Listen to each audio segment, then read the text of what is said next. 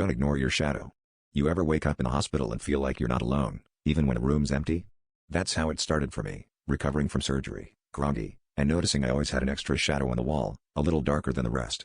I chalked it up to the morphine drip and the weird fluorescent lights. But deep down, every time night fell and the nurses left, I felt watched. I told myself it was all in my head, but I kept glancing at that patch of darkness, always just a few feet away, never quite matching my own movements. At first, it was subtle. I'd reach for my water, and the shadow's arm would lag behind, like it was unsure what to do. Once, I blinked and saw it turn its head toward me, even though I'd barely moved. I tried to laugh it off, but the cold that ran down my spine wouldn't leave. I started sleeping with the TV on, hoping the shifting lights would make it go away. But the shadow just got bolder, edging closer every night, like it was testing boundaries I didn't even know I had. One evening, the nurse forgot to close the blinds, and moonlight spilled across my bed. That's when I saw it. My shadow stretched across the wall, but there was another, hunched and trembling on the floor, crawling closer.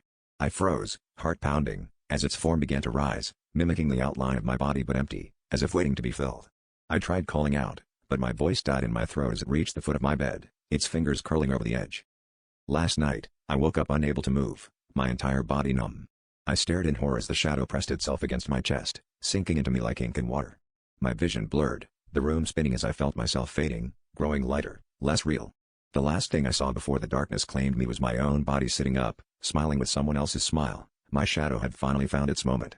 If you're watching this and you ever notice an extra shadow in your room, don't ignore it. It's just waiting for its turn.